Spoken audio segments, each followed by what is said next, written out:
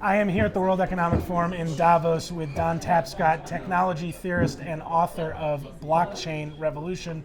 Blockchain is a word that is echoing around the Alpine Hills here. Don, what is going on in blockchain? Why is there so much excitement right now?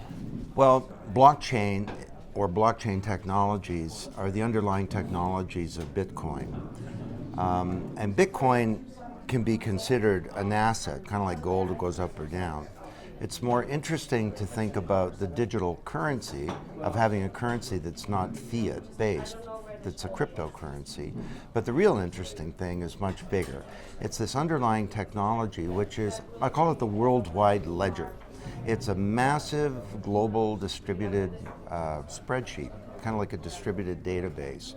And it can record any structured information. So it can record a transaction.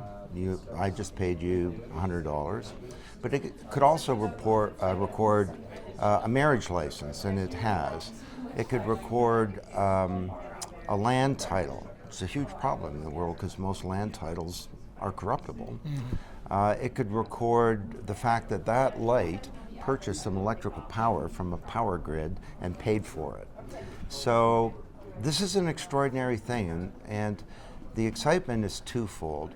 One is that in many ways this could be the next generation of the internet, because the first generation was an internet of information. Now we have an internet of money and of value. But there's a lot of excitement too from the financial services industry as they begin to think, well, this technology, rather than disrupting us or disintermediating whole parts of banking, could be used to radically change the whole technology infrastructure for the banking system. Let's talk about that in two parts. So one part is the threat to the banks of disruption. The threat that one of the, I mean, banks do a lot of things, but one of the core functions of a bank, holding accounts, recording payments between account holders, making transfers to different banks, that system could be disrupted. What is the, do you anticipate that happens in the near term? Will we see Bitcoin as a potential disruptor in that sense? Bitcoin and other digital currencies are a potential disruptor. And whether or not this will occur remains to be seen. There are a lot of forces in motion, one of them being how do the banks respond. But let me just give you an example from the book. Annalee Domingo is a housekeeper in Toronto. And for 20 years, she gets on the bus once a month and she goes for an hour and a half to the shopping mall where the Filipino Western Union office is. And they specialize in the Filipino diaspora. She pays her $200, she gets charged over 10%. It takes about 5-6 hours of her month. Now Annalee takes her mobile device, hits $200, hits a button, and the funds get transferred to her mom in Manila, and she gets charged 0.25%. It doesn't take 4 to 7 days, it takes a millisecond. And this is because, what does that have to do with?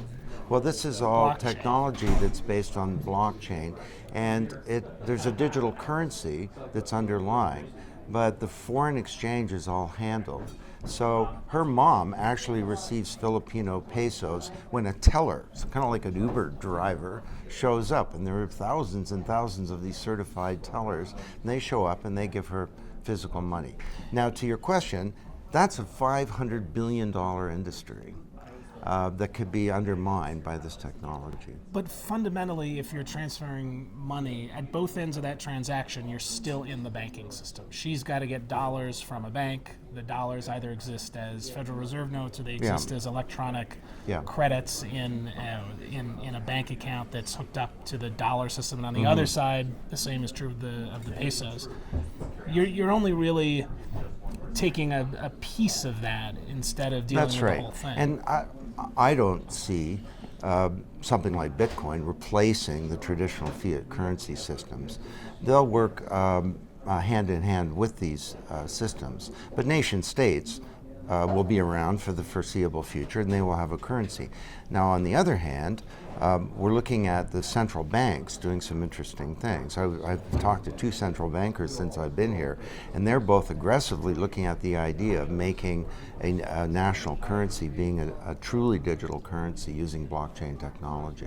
So in effect, the record of who owns the currency or who holds the currency is part of a global ledger. Exactly. So you're looking at the digital pound or the digital dollar.